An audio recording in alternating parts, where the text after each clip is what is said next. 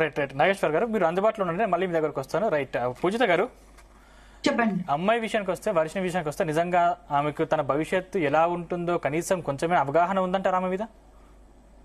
వర్షినియా? Yeah, చెప్తున్నాను కదండి, ఇక్కడ చాలా వెర్షన్స్ ఉన్నాయి. ఒక వెర్షన్ ఏంటంటే ఆమె చాలా అది అంటే కరెక్టో కాదో నాకు మీరు మళ్ళీ చెప్పాలి, ఎందుకంటే మీకు మీడియా పర్సన్స్ కి మీకు ఎక్కువ ఇన్ఫర్మేషన్ ఉంటుంది కాబట్టి.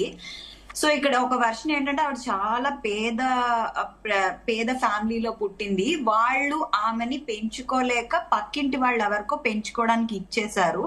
ఆమె పెరిగి పెద్దదయ్యి ఇప్పుడు ఈ అఘోరి లైఫ్ స్టైల్ కానీ దేనికో మరి మోజుపడి మేబీ వీళ్ళ లైఫ్ స్టాండర్డ్ ఆఫ్ లివింగ్ కన్నా అక్కడ ఈ అఘోరితో అయితే తిరగొచ్చానో లేదా కొన్నాళ్ళు ఏదైనా డబ్బుల కోసం, అదేంటో మనకి తెలియదు. సో అది ఒక వర్షన్ అయితే, రెండో వర్షన్ వచ్చేటప్పటికి సో ఇన్ కేస్ అదే నిజమైతే తన లైఫ్ ఇక్కడికన్నా అక్కడ బాగుంటుందని maybe she might be feeling that.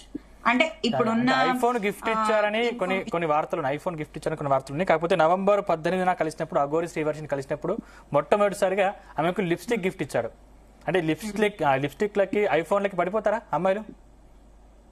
అంటే డిపెండ్స్ అండి. అంటే ఆమె వయసు ఎంతో నాకు కరెక్ట్ గా తెలీదు. వర్షిని బీటెక్ అన్నారు కదా, సో ఆమె ఎర్లీ 20s లో ఉండొచ్చు.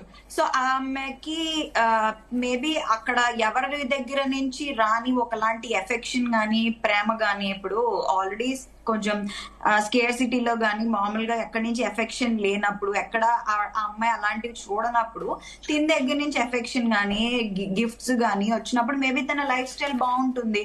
ఎలాగో ఏం చెప్తున్నారు ఇక్కడ అతనికి హీ ఆర్ షీ నాకు తెలీదు, I'm not judging it, but అక్కడ ఆ సెక్షువల్ యాక్టివిటీ అనేది కూడా ఏమీ ఉండదు. మేబీ తిననుకుని ఉండొచ్చు, స్టాండర్డ్ ఆఫ్ లివింగ్ కానీ అక్కడ వచ్చే మనకి బెనిఫిట్స్ కానీ వాట్ ఎవర్ ద అడ్వాంటేజెస్ కానీ అక్కడ బాగున్నాయి అనుకోవచ్చు. ఇందాక హరీష్ గారు చెప్పినట్టు నాకు again the nature, the details ఇవన్నీ తెలియదు కాబట్టి ఈ ఇన్ఫరెన్స్ అనేది నేను మీరు చెప్పిన దాన్ని బట్టి నేను విన్న స్టోరీస్ నుంచి నేను డ్రా చేసి చెప్తున్నాను.